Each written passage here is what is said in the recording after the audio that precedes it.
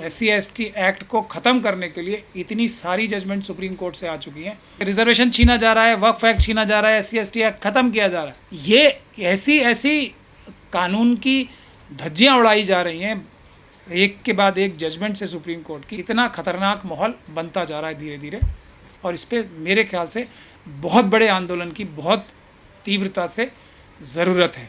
जो काम सरकार द्वारा बड़ी लंबी चौड़ी प्लानिंग करके कराया गया हो तो वो उसका संज्ञान क्यों लेंगे?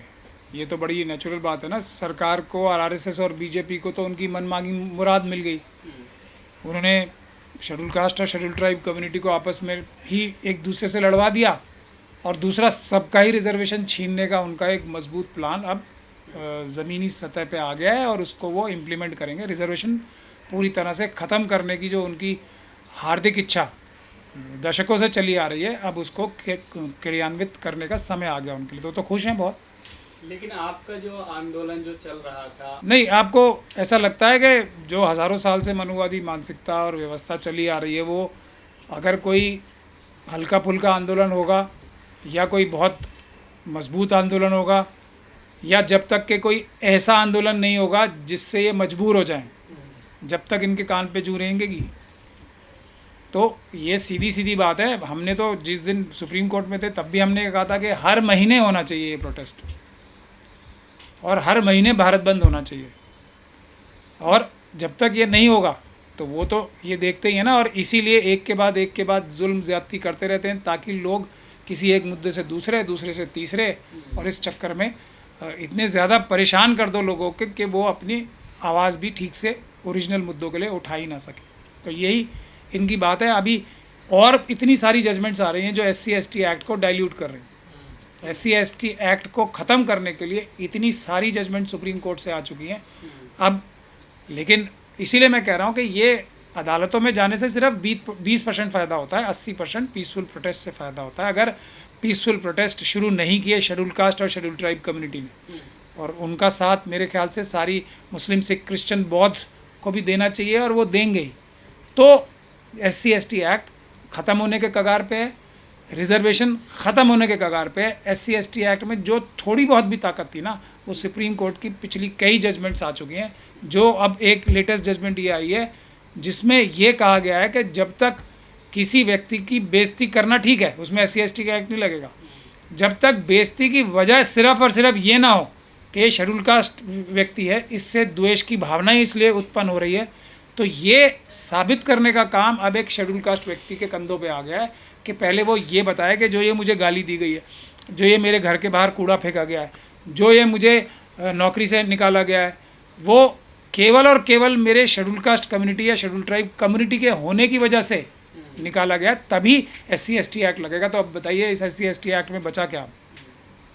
तो अब पहले तो ये साबित करो कि अब क्या कोई किसी को गाली देगा या किसी को मारेगा या किसी की हत्या करेगा तो पहले क्या ये बोल के करेगा कि मैं तुझे मार ही इसलिए रहा हूँ क्योंकि तुम शेड्यूल कास्ट हो?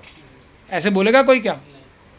तो ये ऐसी कानून की धज्जियाँ उड़ाई जा रही हैं एक के बाद एक जजमेंट से सुप्रीम कोर्ट की कि SC/ST एक्ट तो एक तरीके से कुछ ही दिन में, मुझे अगर 1-2 जजमेंट इस प्रकार की और आ गई तो बोझ बन जाएगा। लोग SC/ST एक्ट का नाम लें, यानी कि शेड्यूल कास्ट और शेड्यूल ट्राइब कम्युनिटी के लोग SC/ST एक्ट का नाम लेने तक से डरेंगे। इतना ख़तरनाक माहौल बनता जा रहा है धीरे धीरे, और इस पर मेरे ख्याल से बहुत बड़े आंदोलन की बहुत तीव्रता से ज़रूरत है। क्या अब देश सर सुप्रीम कोर्ट चलाएगा या फिर संसद चलाएगा? देश न सुप्रीम कोर्ट चलाने का प्रावधान है संविधान में, न संसद के चलाने का प्रावधान है। देश की जनता चलाती है। देश चलाने का प्रावधान जो संविधान में एक तरीके से बिल्कुल साफ साफ लिखा है, हम उसको पढ़ के उसको अमल में नहीं ला पा रहे कि SC/ST OBC और मुस्लिम, सिख, क्रिश्चियन, बौद्ध मिलके देश चलाएंगे और कोई देश नहीं चलाएगा, ऐसा संविधान में साफ तौर पे लिखा है। लेकिन हम उस बात को समझ ही नहीं पा रहे। एक आदमी का एक वोट का मतलब ही यही है कि SC/ST OBC और मुस्लिम, सिख, क्रिश्चियन, बौद्ध मिलके देश चलाएंगे, लेकिन हम उस चीज़ पे ध्यान नहीं देते। तो क्या जातिगत मानसिकता है सुप्रीम कोर्ट में जो बैठे जज हैं उनकी? मेरे पास इस बात का कोई भी और कोई एक्सप्लेनेशन मेरी समझ में नहीं आता। मैंने हर तरीके से इन सारी जजमेंट्स को बहुत डिटेल में स्टडी करके देख लिया कि कोई शायद इसमें कोई गलतफहमी से या किसी मतलब नेग्लिजेंस से इस प्रकार की जजमेंट्स तो नहीं लिखी गई हैं, मगर मुझे ऐसी कोई नेग्लिजेंस या कोई ऐसी ये कि किसी आदमी को सलाहियत नहीं है, कैपेबल नहीं है, ऐसा कहीं नज़र नहीं आता। साफ साफ ये नज़र आता है कि जो भी वीकर सेक्शंस के लिए फेवर में जजमेंट जो कानून बनते हैं उसको किस प्रकार से ढुलमुल किया जाए, और जो भी SC ST OBC और माइनॉरिटीज़ के ख़िलाफ़ कानून बनेंगे उसमें अगर इतनी सी बात लिखी होगी तो उसे इतना बड़ा करके बनाया जाता है। और इसका उल्टा तब होता है जैसे SC ST एक्ट है प्रोटेक्शन के लिए, वक्फ एक्ट है प्रोटेक्शन के लिए, तो उसके लिए जितनी भी जजमेंट्स आती हैं उसमें अगर आप देखेंगे तो बहुत ही इस प्रकार की जजमेंट होती है कि किस प्रकार के इनके अच्छे प्रावधानों को ख़त्म किया जाए। तो ये बहुत सीरियस बात है जिस पे हम सबको बहुजनों को एक साथ मिलकर कार्रवाई सड़क पे करनी पड़ेगी, पीसफुल प्रोटेस्ट के माध्यम से। रिजर्वेशन छीना जा रहा है, वक्फ एक्ट छीना जा रहा है, SC ST एक्ट ख़त्म किया जा रहा है, SC ST सब प्लान भी पूरी तरीके से समाप्त कर दिया गया है, लेकिन फिर भी हम लोग सड़कों पे आने के लिए तैयार नहीं हैं। तो मुझे नहीं लगता कि हम, पता नहीं, मेरी समझ में भी नहीं आता कि हम अब किस चीज़ का इंतज़ार कर रहे हैं।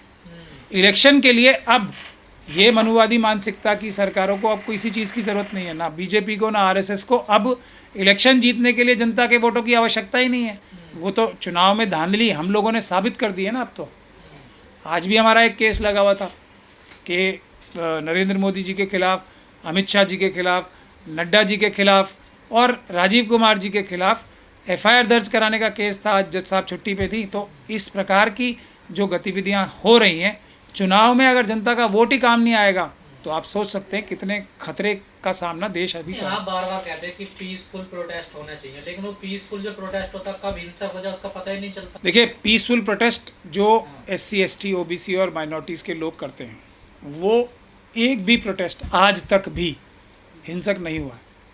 ये मैं पूरी जिम्मेदारी और डेटा के साथ बता रहा हूँ।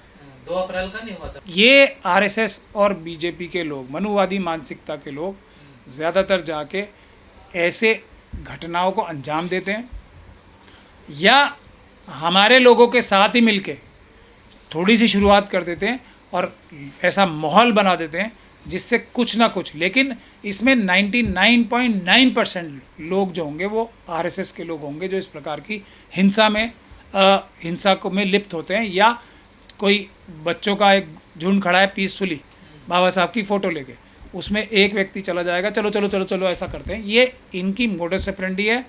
हम इस बात को बहुत दिनों से अच्छे से स्टडी कर रहे हैं, क्योंकि हमारे लोगों को क्या हिंसा की ज़रूरत क्या है, बताओ आप मुझे। हिंसा की कोई आवश्यकता ही नहीं है ना। नंबर 90, जब हमारे संख्या 90% है, हमें हिंसा की आवश्यकता पड़ेगी। हिंसा की आवश्यकता पड़ती है मनुवादी मानसिकता को, RSS और BJP के लोगों को, इनके सहयोगियों को, कि ये 90% लोग सड़क पे आके सिर्फ चुप मुंह पे उंगली रख के खड़े भी हो जाएं तो ये तो पूरी तरीके से एक्सपोज हो जाएंगे। तो इनको, इनके इस पीसफुल आंदोलन को कैसे ख़त्म किया जाए। दिल्ली दंगों का जो ये दिल्ली के में जो हमले हुए वो सबसे क्लासिक एग्जाम्पल है।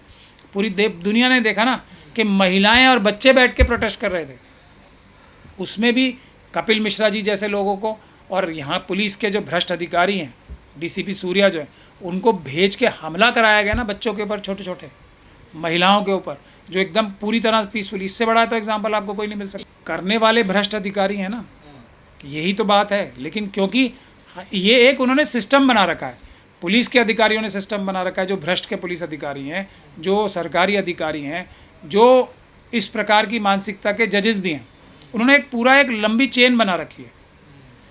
ये दिल्ली दंगों के केस में, या ये जो 2 अप्रैल की भी बात कर रहे हैं आप, मरे भी हमारे ही लोग। अब आप लॉजिकली बताओ ना, मरे भी शेड्यूल कास्ट कम्युनिटी के लोग और मुकदमे भी उन पे ही बन गए। भाई कोई आंदोलन ऐसा होता है कि शेड्यूल कास्ट कम्युनिटी के बच्चे कर रहे हैं और आपस में एक दूसरे को मारेंगे, वो ऐसा होता है कभी? इससे साफ पता नहीं लगता कि कैसे हो रहा है ये सब। तो ये झूठे मुकदमे किए जाते हैं। वो लोग हमारे, जैसे दिल्ली दंगों में ही देख लीजिए, मेरे पास दर्जनों ऐसी मिसालें हैं कि मुस्लिम समाज के लोगों ने ही मुस्लिम समाज की दुकान जला दी, मुस्लिम समाज के लोगों को मार दिया। ऐसा होता है क्या? और फिर वो दंगे क्या हुए फिर? तो ये सब झूठ है। झूठा मुकदमा बनाते हैं, झूठी FIRs लिखते हैं, और क्योंकि पुलिस में भ्रष्ट अधिकारी हैं जो RSS और BJP के कब्जे में होते हैं या लालच में उनके साथ होते हैं, वो गलत कार्रवाई करते हैं, इसीलिए तो ज़्यादातर लोग बरी होते हैं। लेकिन कमी हमारी ये है कि हमारे पास कोई ऐसा सिस्टम नहीं है कि हम इन भ्रष्ट पुलिस अधिकारियों को, इन भ्रष्ट नेताओं को, इन भ्रष्ट प्रशासनिक अधिकारियों को, उनके खिलाफ कानूनी कार्रवाई करके, उसमें थोड़ा समय लगता है, थोड़ी मुश्किल भी होती है, उनको जेलों में भिजवाना जब हम शुरू कर देंगे तब ये घटनाएं तभी रुकेंगी, वरना हम ही तो पीड़ित और हम ही को वो आक्रांता बता देते हैं और हमारे ऊपर ही झूठे मुकदमे लगाते हैं। लेकिन सर जब 2024 का रिजल्ट आए तो कहा कि अब सरकार लगाम में रहेगी, लेकिन ऐसा नज़र तो नहीं आ रहा। नहीं, लगाम में तो पहले भी थी, अब भी है। अडानी अंबानी यूसुफ लुल्लू के पहले भी लगाम में थी और अभी भी उन्हीं के है। थोड़ी सी लगाम में ढील आ गई है बस। अब वो अभी रामविलास पासवान साहब के साथ जो हो रहा है और जो टीडीपी और चंद्रबाबू नायडू साहब के साथ और नीतीश कुमार के साथ जो मैं देख पा रहा हूँ, तो वो बहुत जल्दी बीजेपी जो है और ममता बनर्जी के खिलाफ जो हो रहा है, बहुत जल्दी मुझे लगता है टीएमसी को ये सरकार तोड़ लेगी, राष्ट्रपति शासन लगा देगी वहाँ पे और टीएमसी के सांसद तोड़ लेंगी। रामविलास पासवान जी के जो सुपुत्र हैं चिराग पासवान जी, उनके सांसद तोड़ लेगी। मैं ये वार्निंग दे रहा हूँ, जो लोग बहुत इस बात में आराम से रिलैक्स होकर सो रहे हैं ना कि हमारी 230 सीटें आ गई हैं, तो बहुत जल्दी ये सब पार्टीज़ को तोड़ के बीजेपी अपनी 272 या 75 सीटें करेगी। उसके बाद फिर वही जो पहले नंगा नाच होता था कानून और संविधान का धज्जियां उड़ाने का, एक बार फिर आप लोग सब देखेंगे। आज कौन सी कमी कर रहे हैं वो, बुलडोज़र राज चल ही रहा है ना। छतरपुर में देख लीजिए, 2 बच्चियों को फर्रुखाबाद में मार के, ये हाथरस की बच्ची में हमने बच्ची के केस में हमने लखनऊ हाई कोर्ट से गाइडलाइन सरकार के द्वारा जारी कराई थी कि जो ऐसे परिवार होंगे वो जो अंत्येष्टि करेंगे बच्चियों की या बच्चों की, वो उनके हाथ में होगी। तो ये फर्रुखाबाद की बच्चियों के साथ फिर वही हो रहा है। उनको उनके माँ बाप कह रहे हैं कि हमारी बच्चियों के साथ बलात्कार हुआ था और उनकी हत्या की गई है, और पुलिस ये साबित और पूरी उत्तर प्रदेश की सरकार ये साबित करने पे तुली हुई है कि इन लोगों ने आत्महत्या की थी। यही काम इन्होंने हाथरस की बच्ची के साथ किया। लेकिन हम लोग हाथरस की बच्ची को भूल गए, हम लोग जो दिल्ली कैंट की बच्ची थी उसको भूल गए। तो उसका अंजाम ये है कि अब ये नए के नए कांड होते जा रहे हैं और हमारे नेता जो हैं वो हफ्ता 10 दिन तक तो अच्छे अच्छे भाषण देते हैं, बहुत सारी उनकी पब्लिसिटी और वाहवाही होती है कि क्या संघर्ष कर रहे हैं, उसके बाद परमानेंटली उनकी मदद नहीं करते। आज हाथरस की बच्ची के परिवार को जाके देख लो, दिल्ली कैंट के बच्ची के परिवार को जाके आप लोग देख लो, आपको पता लग जाएगा किस भय के माहौल में वो जी रहे हैं, किस मतलब गरीबी के आलम में वो जी रहे हैं। उनके ऊपर रोज़ प्रेशर है कि हम तुम्हारी ये सिक्योरिटी विड्रॉ कर लेंगे, नहीं तो तुम उनसे कॉम्प्रोमाइज़ करो। ये सरकार के कारनामे हैं, उत्तर प्रदेश सरकार के भी और भारत केंद्रीय सरकार के। उनका इशारा जो समझदार हैं उनको समझ में आ रही है। जैसे अभी ये रिजर्वेशन का ये बता रहे हैं कि बांट दिया हमें तुमने, हमने तुम्हें बांट दिया, अब काटने का वक्त आ गया तुम्हारे। ये रिजर्वेशन की जजमेंट पे बता रहे हैं। और क्या है, तो दलितों को बांट दिया आपस में, बांट दिया, अब कटेंगे। बता तो रहे हैं, और कैसे बताएं, और बताओ आप इससे अभी कौन बटा है?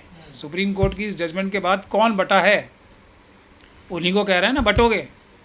ये पता, एक तो इनकी सबसे बड़ी जो एक बहुत जिसको कहते हैं ना क्रूर मानसिकता ये भी है कि ये गलत काम करेंगे और फिर उसको बताएंगे भी कि देखो हमने ये कर दिया, तुमसे कुछ किया जाए तो कुछ कर लो। मेरे ख्याल से ये शेड्यूल कास्ट और शेड्यूल ट्राइब कम्युनिटी के लिए बयान दिए जा रहे हैं कि हमने तो, और दूसरी तरफ बयान दिया जा रहा है हिंदू मुस्लिम की तरफ ही। नहीं उसकी तरफ क्या, वहाँ तो कौन था जो बटेगा? वो तो हज़ारों साल से कोई एक था कोई जो बटेंगे और कटेंगे की बात ही नहीं है। ये तो अभी जो बांटे हैं उनके बारे में है।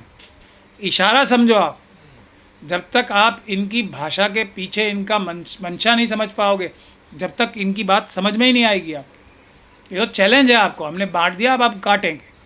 सर जो जनता जिन नेताओं के भरोसे है वो तो बीच मझधार में छोड़ देते, तो जनता क्या करे सर? जनता अपने नेताओं की ख़ास तौर पे, और ये सबसे आसान काम है, अपने नेताओं की लगाम तो अपने हाथ में रख सकते हैं, क्योंकि हम नेताओं को लगाम में बांध के नहीं रखते।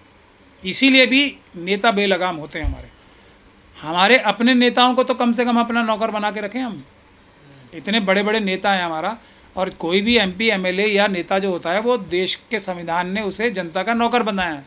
तो हमें कम से कम अपने नेता जो हैं उनको अगर हम अपना नौकर बना के या अपना सच्चा हितैषी बना के रखने में ही समर्थ हो जाएं, और वो तो सबसे आसान काम है।